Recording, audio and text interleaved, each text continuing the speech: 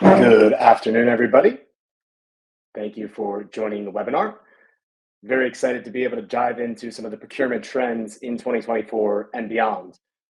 We're going to wait just a moment or two more to let some of the guests that are joining us right at the start of the hour start to file in, and we'll get directly into the content. I appreciate everybody taking the time to be able to join so early during today as well. I myself am the host for today's webinar. My name is Sam Jenks, and I will be taking you through the 13 popular procurement trends in 2024. I'll be your host, and I'm also joined in the background by our colleague and the content and creative guru, David Olson, who has been instrumental in creating today's content. So big shout out to David. I have the pleasure of currently myself visiting some prospective clients here in San Francisco Bay Area this morning. So good morning of those to you in the United States, and good afternoon to all of those in Europe. Hopefully the hotel Wi-Fi will hold up, and hopefully the coffee will hold up my energy level, as it's 6 a.m. Local time that we're broadcasting from. So hopefully nobody notices. All jokes aside, whenever you are physically, we are really happy that you're joining us here in a virtual context. Short about Kodiak Hub, for those of you that do not know about us, Kodiak Hub is a best-of-breed cloud solution within the supplier relationship management space. Our solution helps procurement and sourcing professionals just like you to be able to build smarter and more sustainable supplier relationships. Kodiak provides an ecosystem and a modular suite of solutions that clients can be able to plug and play to manage supplier information, data, documentation, risk compliance, performance, and collaboration, all from one space. Really a robust and 360-degree relationship management and lifecycle management solution. And during the course of today's webinar, we'll primarily focus on the trends, but we'll also hopefully have a little bit of time to provide some understanding of how the Kodiak Hub solution could help your business to be able to meet the various trends that procurement will be facing in 2024 and beyond. With that said, on to the agenda for today's webinar. We're in the midst of the introduction. After that, we're going to reflect briefly on the year that has passed in 2023. We're going to get into then a session about the current state of procurement, which is a challenging one, but we believe at Kodiak that challenge can be a ladder to change. And then we're going to get into the meat and potatoes for today. The runtime for today is about somewhere between 45 to 50 minutes, depending on how quickly I speak as well. But we're going to then get into the 13 procurement trends, which will be about 35 to 40 minutes of those different 13 trends. And then we'll save time at the end for a Q&A. If you have questions during the session, feel free to be able to write those down in the chat bubble, and we'll get around to those either during the Q&A, or my colleagues in the background will be happy to be able to answer those for you as we go through today's content. Without further ado, let's get right into it. Like the old adage goes, the old kindergarten adage, I'm not sure if you guys recognize this, but make new friends and keep the old. New friends are silver, but the old friends are gold. And just like those in our life, trends come and trends go. The new trends are silver and the old trends are gold. So we believe that it's important, of course, to reflect on the year that has passed. And 2023 proved to be an ever-changing and challenging environment, professionally and personally for many, where an eye towards the past proved equally as important as having a view on the future state. This year past, we, of course, experienced Barbenheimer, an exciting trend, a real showdown within pop culture. Everyone realized that Taylor Swift herself is more popular than the NFL as a whole. The new king was crowned, as well as then the geopolitical state of the Middle East continues to shock the world, really. And we're all left wondering, what's next? Well, I don't really have a crystal ball, and I definitely will not try to predict any type of the geopolitical or popular culture trends of the coming year, but I do have some ideas and opinions where things are heading within procurement and supply chain within 2024. But before we dive into the new year to come, let's take just a moment to reflect. I think it's always interesting to understand the current state and condition, to understand what are the playing stakes, what are kind of the conditions that we're heading into the new year with.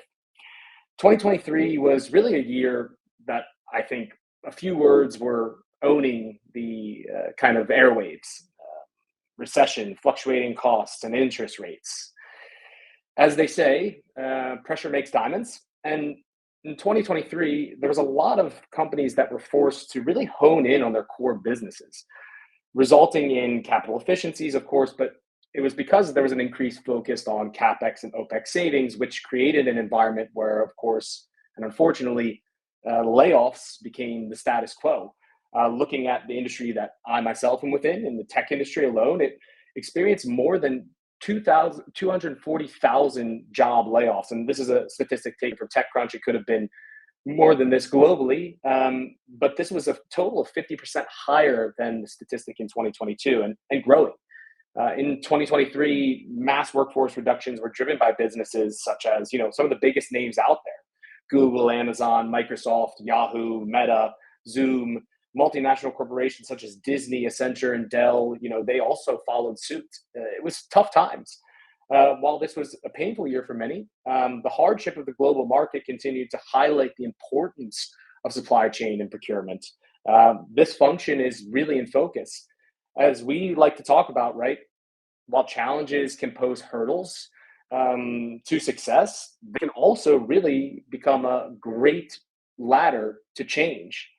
As we said before, pressure makes diamonds. Supply chain challenges experienced during COVID, the building tensions of the global geopolitical state in the last few years, as well as then the state of the global markets economically, it's had a compounding effect, I think, on the way that procurement, its importance as a function, really, within the world. As stated by a procurement head within the telecom industry, procurement is on the tip of everybody's tongue. 2 years ago, you never would have heard about procurement in a boardroom. And now, procurement role is suddenly geopolitical. It's economic. Procurement as a function has a great opening in 2024 to become an integral partner within the broader business and to also really ensure that it's orchestrating value, long-lasting value. So to make sure that you and your team are all ready for the year to come, I think that we should dive right in. Here are the 13 popular procurement trends to keep an eye on that may impact your business in 2024 and beyond. Starting with number 1, generative AI. All right. I'll try not to sigh too much, but let's get this one out of the way. No, I'm being sarcastic, of course, and keeping that tone because when you work in technology, the fact is that Gen AI is all the hype, and you hear it so much that you almost become allergic to it. Despite my quite little disdain for buzzwords, I do believe that the hype has some legs, and likely won't fall flat on its face as some other technologies of the past could have been perceived to have done. For example, blockchain technology. Here's the facts: the global artificial intelligence market was valued to be worth $177 billion in 2023.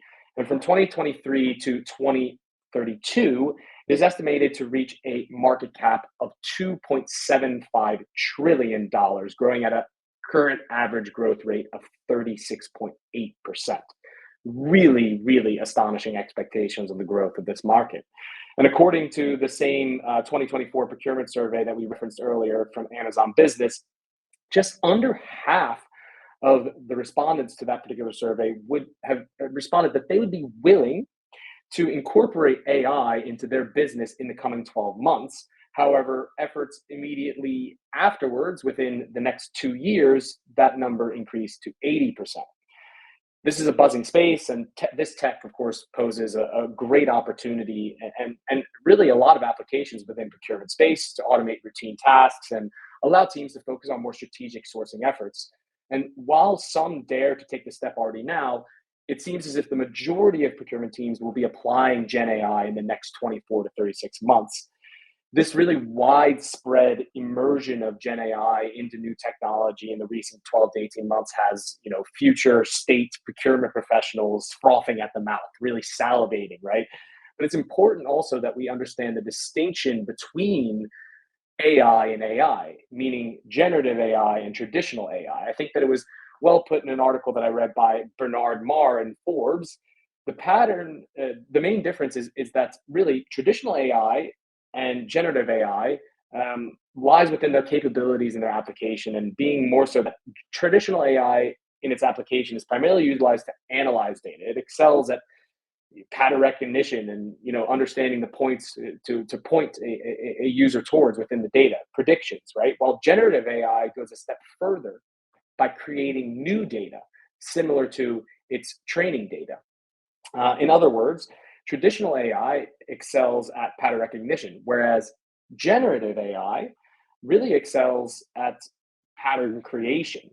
This can be able to create something entirely new based upon the input of a prompt or learning that it has done. So, what exactly does this technology mean for procurement?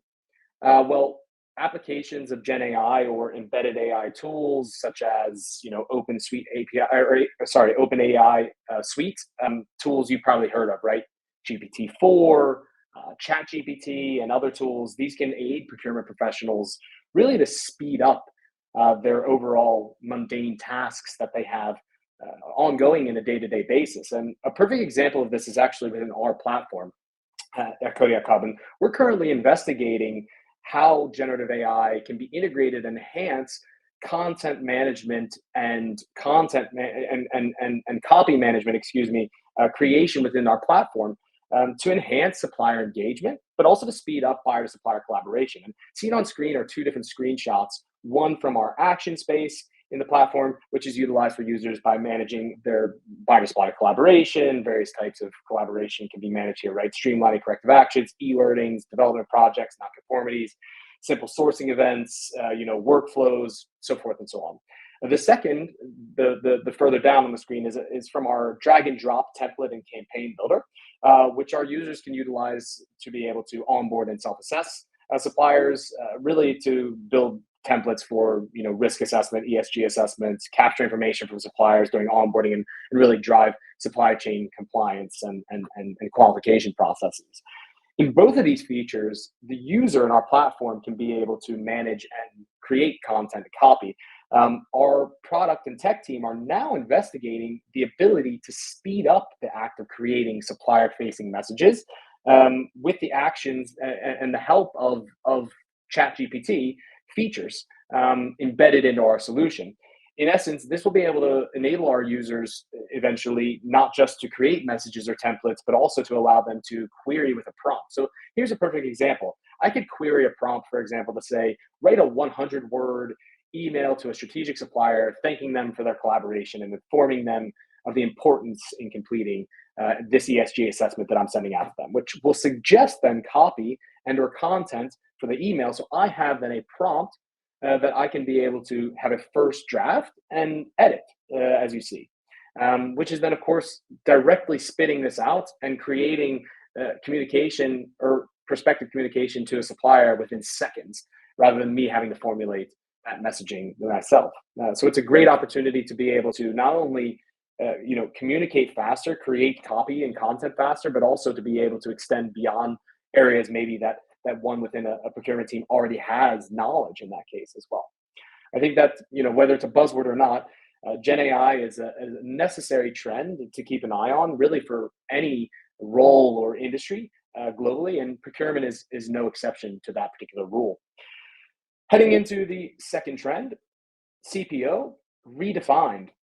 We all know what a CPO means, a Chief Procurement Officer, and as mentioned above, 2024 is no time, for a crisis of confidence in the procurement function, and especially not in the leadership function of procurement. CPOs should really be proudly inspiring others within the organization of the value of procurement and its function. A CPO in 2024 is so much more than a procurement officer. Yes, it is a procurement officer, but we took a shot at three different ways in which our team at Kodiak Hub see the definition of the chief procurement officer really evolving in 2024. Of course, the most classic definition of a CPO, someone who's trying to lead the procurement organization, navigating all the responsibilities of cost and risk management, and really trying to transform their teams.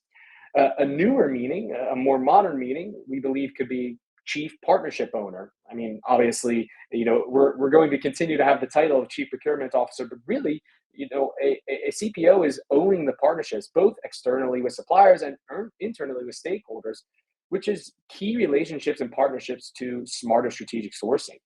These act as a knowledge broker, these CPOs, right? They're creating value from a stronger and a more efficient collaboration, both inside and outside the organization.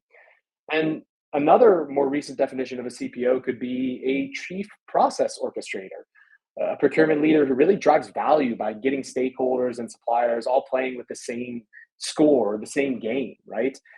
Breaking down and the workflows that exist and trying to automate processes as much as possible to reduce silos and also cycle times to be able to really engage with suppliers more and drive efficiencies within the procurement organization. We believe that this redefinition of the CPO is, inherent to its nature. As a procurement officer, it's a unique opportunity to own partnerships and orchestrate value. And this is within a broader value chain, not just within the supply chain. So wherever you may sit in the procurement organization, it's important to recognize, of course, the power that you hold. Getting into then a very important point for this upcoming year is orchestrating value. During the tail end of 2023, maybe you've seen it yourself, but my LinkedIn feed was flooded with a term that I had never really, laid any particular notice to before, but it was all over the place. Procurement and process orchestration. Procurement leaders, supply chain, digital, procure tech, DPW, Dr. Eloise, pretty much anyone that is anyone in procurement was writing about orchestration. And it took the market by storm so quickly. But what exactly is procurement orchestration? Defined by Zip, procurement orchestration encompasses tools and strategies that help maximize spend visibility and augment efficiency of teams within procurement. Well put, I think, by Sudhir Bhujwani from Aura Labs. The secret to orchestration is really to establish smart procurement workflows, breaking down silos, again, back to the chief process orchestrator, and focusing on ensuring that you can engage and onboard suppliers, but also working with those back office workflows in a much more seamless manner, involving different stakeholders more quickly. So just like orchestrating anything really, procurement orchestration focuses on alignment, right? Creating layers of collaboration and process flows between departments and different systems, which is really integral, in my opinion, to the broader procurement process as well.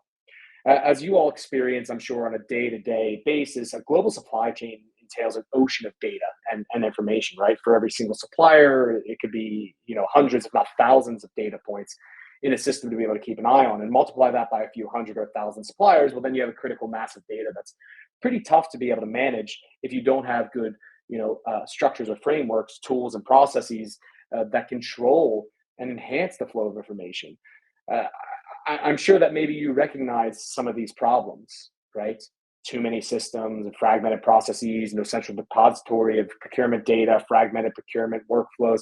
These are problems that we hear continuously from the market, and you're not alone, right? Almost every one of my conversations starts with these particular items as to why it's important to be able to really adopt new solutions that can orchestrate data and documentation and information from suppliers.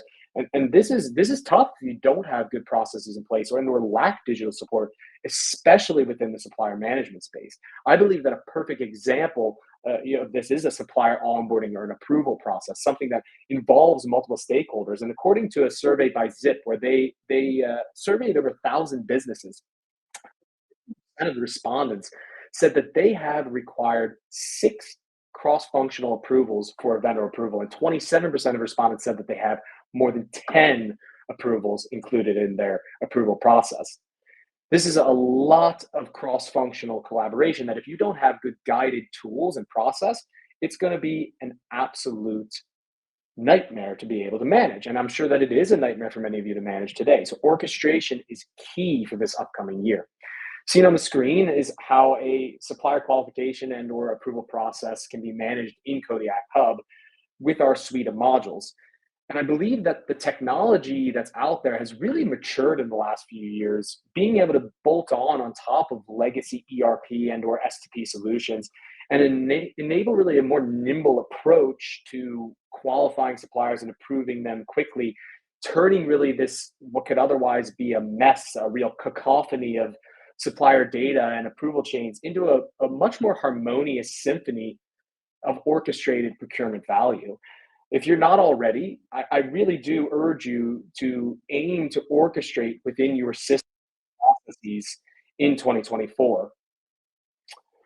All right, moving on to trend number 4. I hope that you're all keeping up. I hope that the feed is keeping up as well. Dave, maybe if you could shoot me a Slack message to be able to make sure that the sound and the feed is still in good tact, that would be much appreciated. And we'll get into the next trend. That's right. I'm not afraid to let you guys know that we're managing the webinar here, so no worries.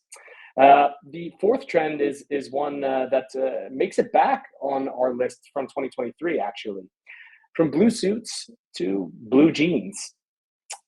Our take on procurement is shifting, I think.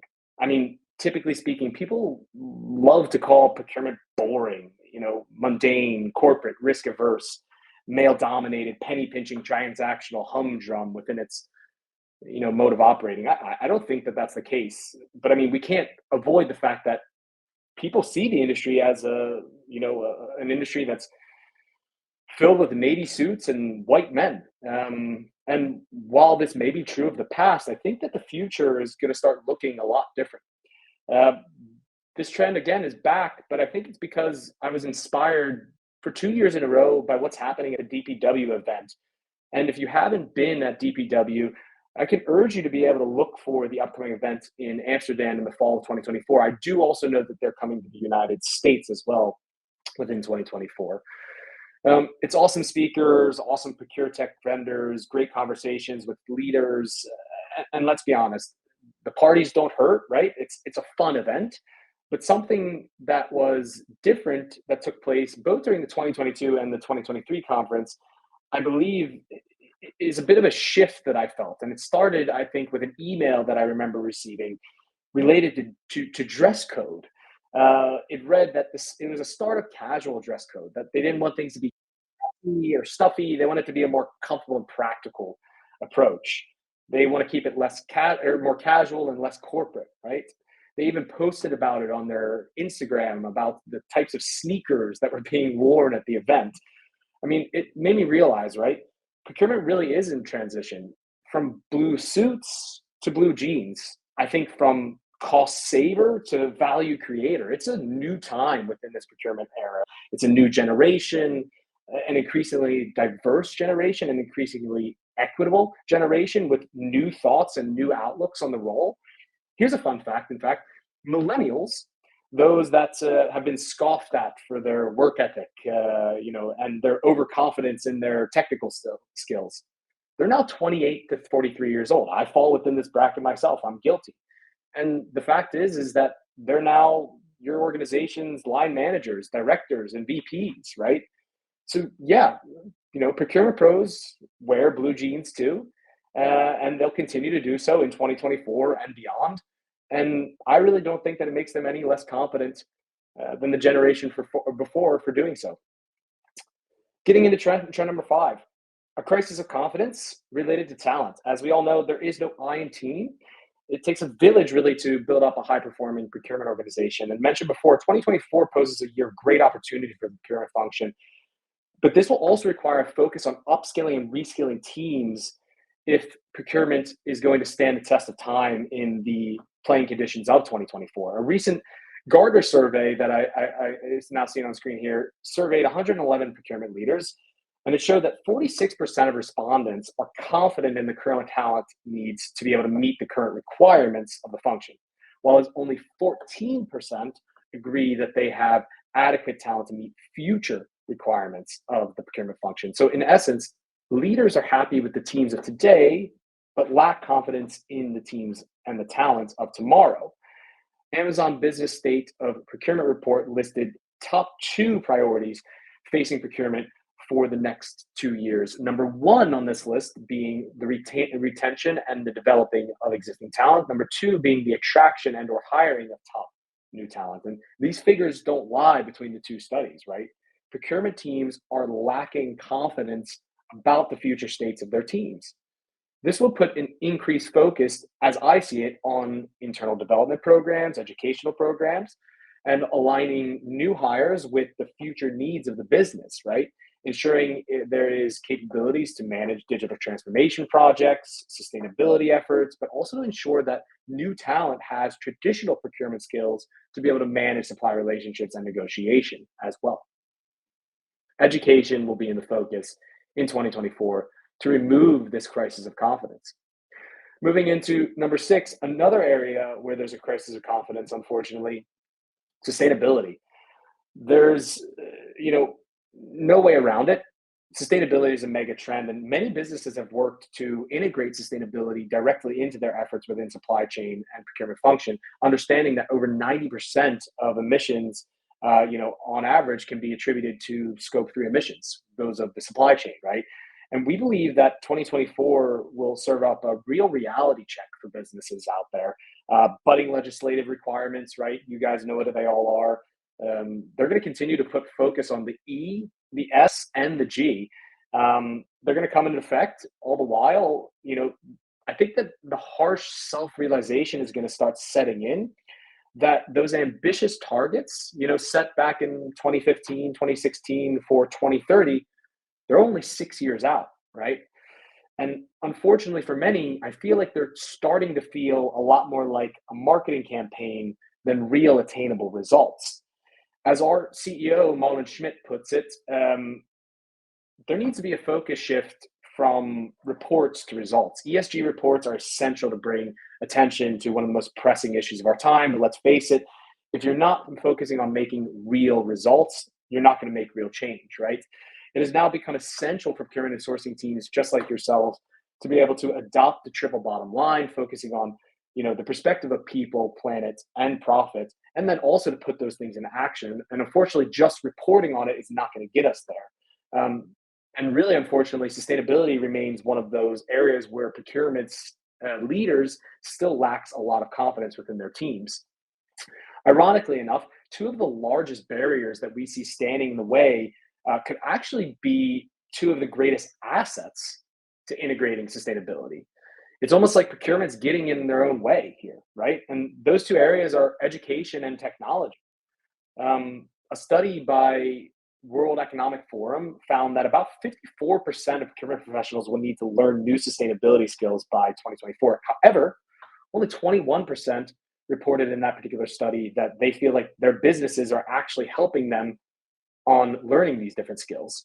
Whereas related to technology, the top challenges to integrating ESG and supply chain for employees was found in a PwC survey that 80% of executives relate this back to the lack of digital skills, whereas 73% really related to inadequate availability of data and or digital tools. So there's an obvious discourse here in the ambition for procurement teams to be able to address the sustainability megatrend and the confidence of practitioners in their business that they're going to be armed with the right tooling, the right skill set, and the right development or educational programs to make that happen, right?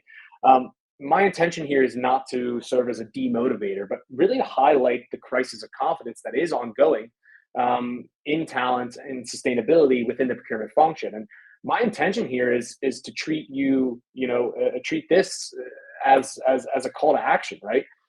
I believe it's a great call to action for all of those that are in attendance, but procurement as a function to be able to ask yourself, how can I better myself, my team, and my environment around me? A call to action to be able to focus in on the adoption of new technology and new ways of working, new processes to orchestrate value. A call to action to focus on not only sourcing new talent, but truly harnessing and developing, upskilling the teams and the talents that already exist in your team as well, and bringing that to the forefront of your efforts and your objectives within 2024. All right, so now I've done my battle speech. We're ready to go. Let's head into the seventh trend, paying the premium. Procurement and sourcing professionals need to embrace the fact that they hold the currency of impact. And I think that you guys know this. But there's a responsibility that comes with that, right? With the great power comes with great responsibility. Ben Parker, I'm pretty sure that was Spider-Man's uncle that said that. Consumers and customers demand accountability and more sustainable goods and services in 2024. This is a fact. A recent study by Nielsen IQ found that 78% of US consumers say that a sustainable lifestyle is more important than them. At the same time, CPG executives reported in the same report that one challenge to their company's environmental, social, and governance initiatives, ESG initiatives, is that the inability exists still to be able to create enough sufficient demand on sustainable products. And when releasing sustainable products, they struggle to actually be able to meet the expectations on sales. You might be thinking, did I hear that correctly? Yep. And this is an actual image of me after I had read this as well. It's baffling, right? Consumers say that they want to live a more sustainable life, including a desire to purchase sustainable goods. But consumer goods execs say that ESG products aren't flying, right? They don't have an easy time getting good traction within the consumer market. It's strange. I think we've all been subject to it, right? The labels as we walk down the various aisles of stores: environmentally sustainable, fair trade, earth friendly, organic, ethically produced. While these products may be eco-friendly, they're not always so friendly on our wallets, as we know, right? But this poses a question, right? We as consumers want a more sustainable life, but are we willing to pay the premium?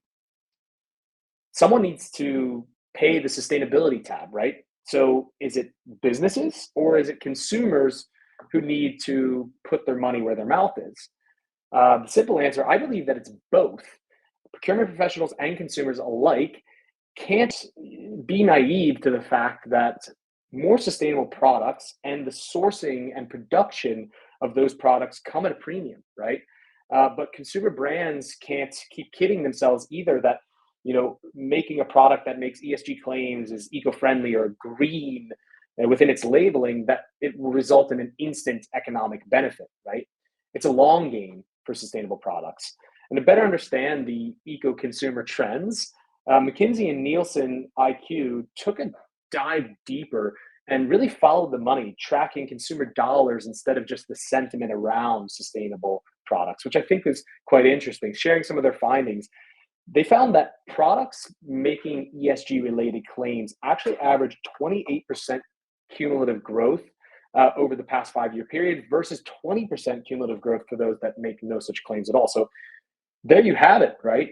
I mean, producing sustainable products turns out to be not just beneficial for people and our planet, but it can also be, in the long run, a very sound business decision as well.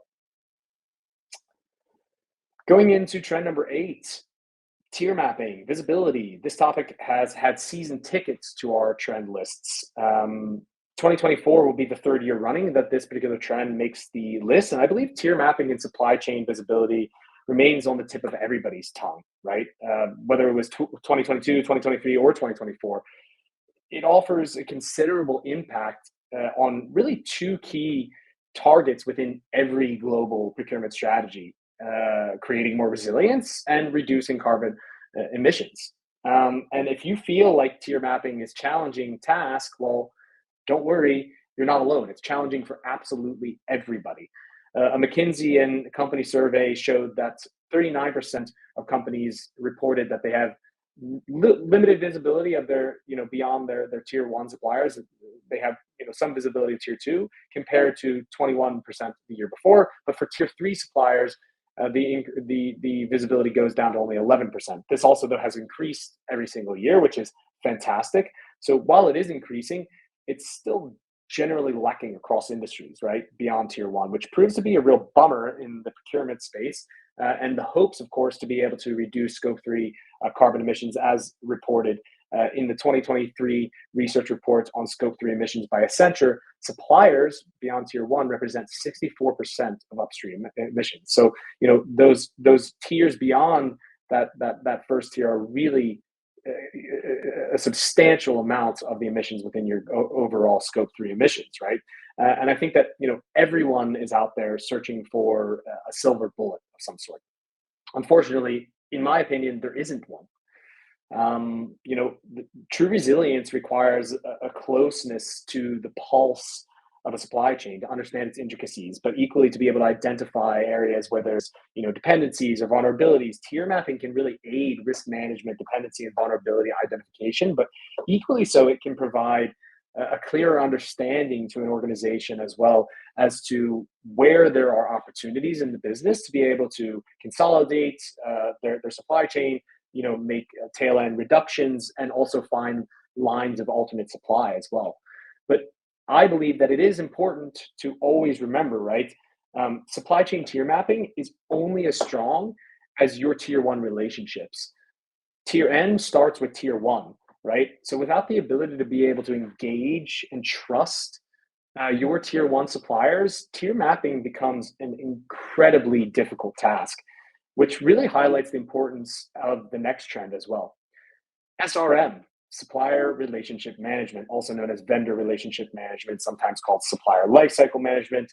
Whether you believe it or not, SRM is at the heart of your procurement processes. And I know, coming from an SRM vendor, I might be slightly biased, but don't just take it from me. I wanted to highlight 4 different surveys and statistics that were found.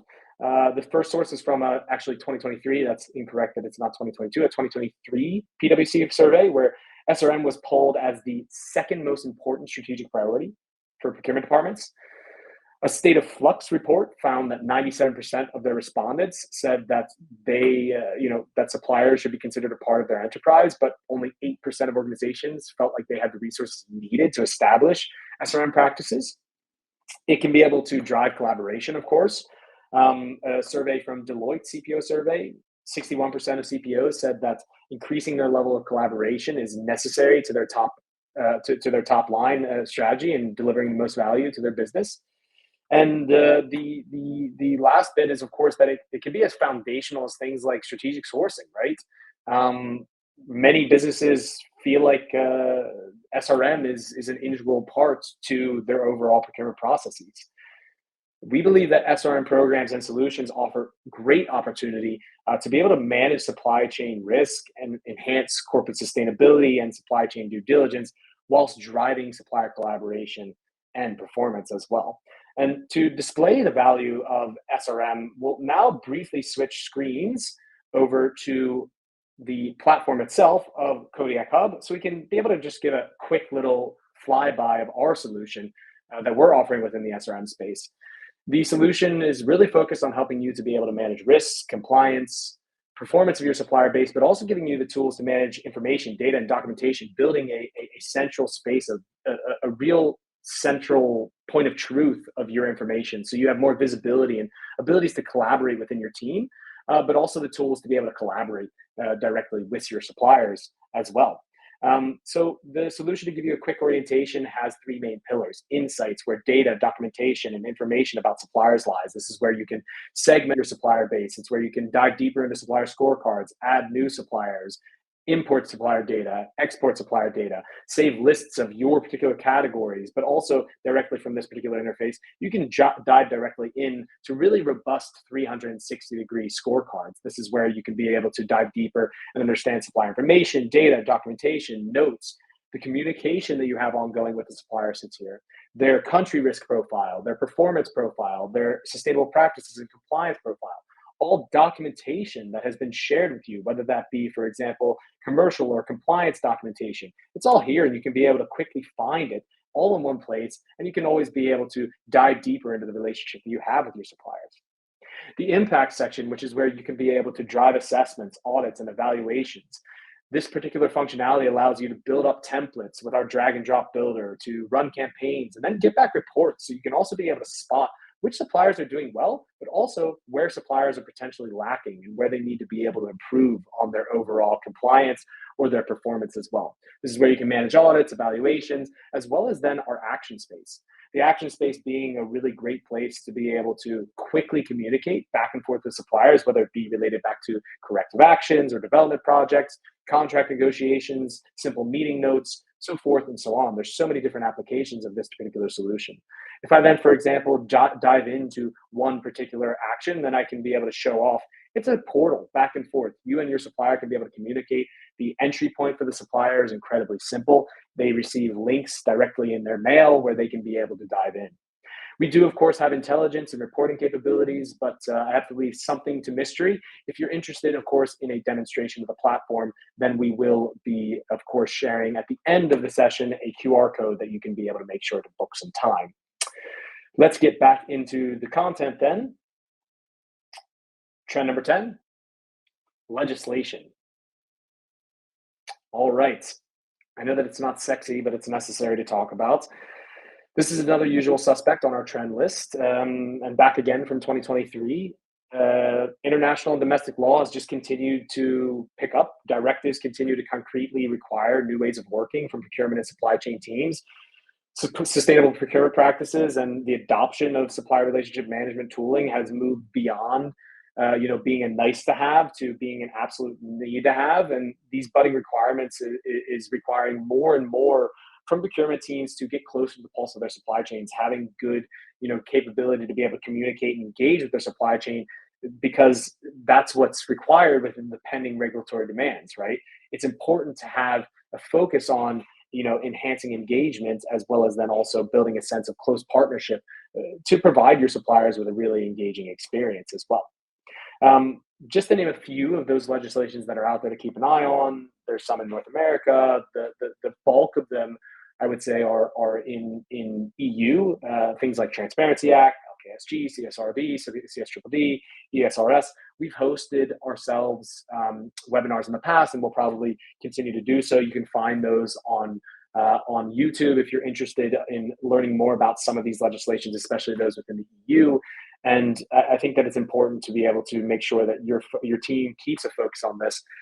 If you're based in the United States, then you can expect that the US is going to follow, I think, in the EU's footsteps. We see in the Times, for example, during GDPR, that years after data privacy within the US really came into focus in the same way. And I think that trend will follow, related back to elements of ESG and different types of compliance requirements on supply chain reporting in 2024 and 2025 and moving forward as well.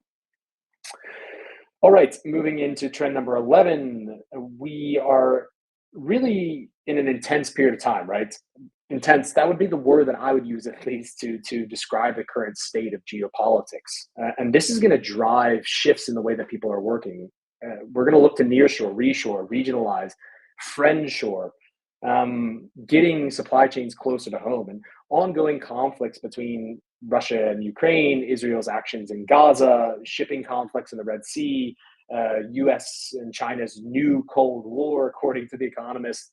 And all the while, this will prove to be the largest election year in decades, with more than 70 elections to take place globally, including the United States election, which is showing and shaping up to feature an incumbent 80-plus-year-old president and a two-time impeached ex-president who faced over 80 felony charges in 3 states during the last 2 years. This isn't the simulation, right? It's 2024. This is reality. The instability of geopolitics will drive businesses in their efforts to increase resilience, and it already has as well. The focus is going to be on removing inevitable vulnerabilities, right? By really changing the way that their supply chains look altogether, increasing nearshoring, reshoring, and regionalization efforts. If we look at some statistics on this particular point, IDC analysts predict that 50% of companies will have implemented during this year, the end of this year, a strategy for balanced multi-shoring sourcing strategies to be able to better address risk. Whereas in the McKinsey report, it was found that almost 2/3 of respondents tell us that they are currently regionalizing their supply chains, which was up from 44%, a whole 20% increase on this, or I'm sorry, about a 50% increase on this particular figure as well, up to 64%. I mean, it's obvious that this is on the tip of people's tongues.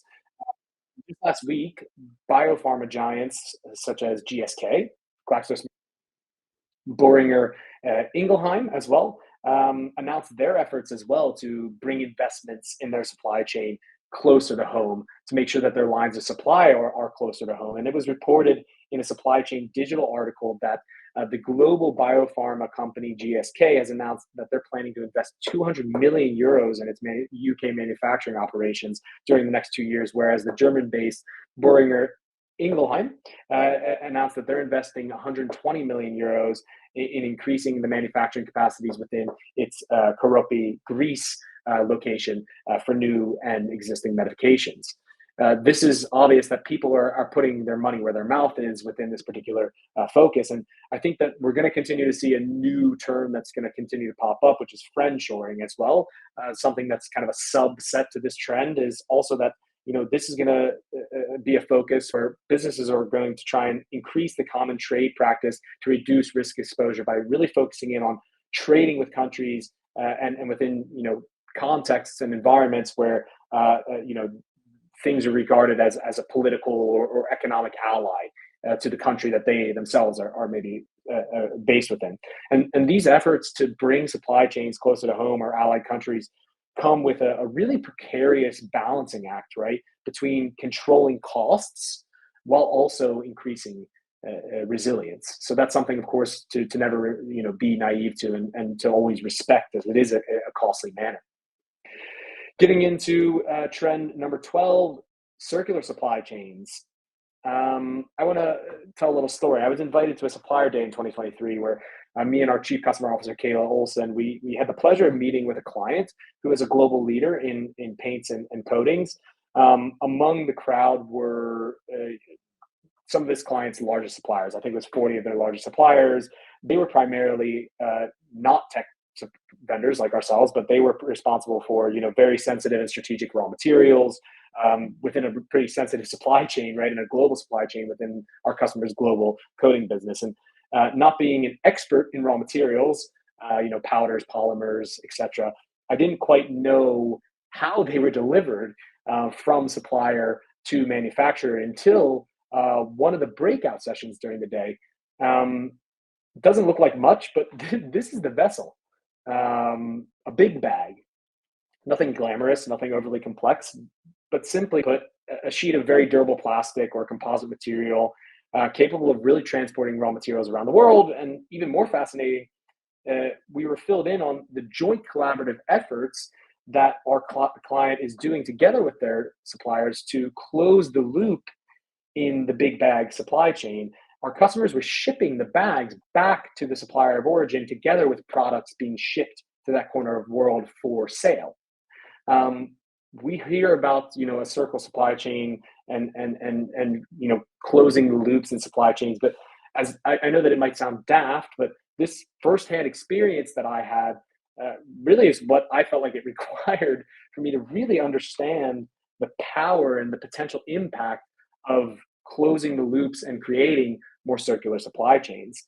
While it's innovative that our customers' circular supply chains efforts are in place, but I mean, there's other businesses that are leading this rush, right? Apple just released its first 100% carbon neutral watch with a pledge to have 100% of their product line carbon neutral by 2023. BMW with their iVision Circular. This is a concept car, but their ambition is to use 100% recycled materials in its construction, with 100% of the resulting car being able to be recycled at the end of its life as well. I mean, that's circularity, right? True circular supply chains will require, of course, though, closer collaboration, as we heard in the story with our client, with suppliers, and focusing on harnessing as well ideas and innovation from supplier-led innovation to aim to close the loops in the supply chain. And equally so, the value chain of a product, the consumer habits, right, will also have to change and need to shift if we're truly going to make sure that we reuse or recycle things like precious materials when it's possible to be able to do so. So I mean, this is not an easy task, right? It's a quite difficult one, in fact, but it's important to remember, I think, that it's better to take many small steps in the right direction than to make a great leap forward only to stumble backward. So I think it's important to focus on the baby steps within this. All right, we made it. Trend number 13, cybersecurity. With great technological innovation, of course, comes greater exposure to cyber risk. And 2024 will be another great year of great digital transformation within procurement. People are going to, you know, really change their stacks within the procurement and supply chain space. But it's also going to put a focus within supply chain procurement teams on ensuring that cyber and information security are really in place within those stacks of 2024 that are being built. According to respondents of a BCI supply chain resilience survey, cybersecurity attacks and breaches are the top threat during the next 12 months and the next 5 years that they found. And according to another item that was a cybersecurity ventures report, it was seen that this also can be a very costly manner, right? Cybercrime and or the type of crimes that can happen within a business can be projected to be trillions of dollars in damage globally by the end of 2025.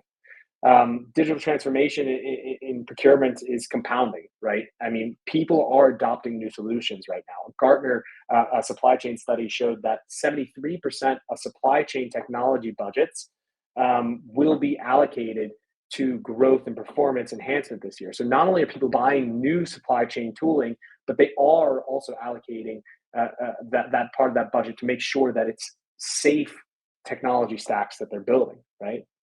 I think that it's important to move fast and break things and innovate, but doing so with cybersecurity in mind is necessary in 2024. You have to involve your IT, your risk, your compliance teams early and often when you're buying new procurement and supply chain technology.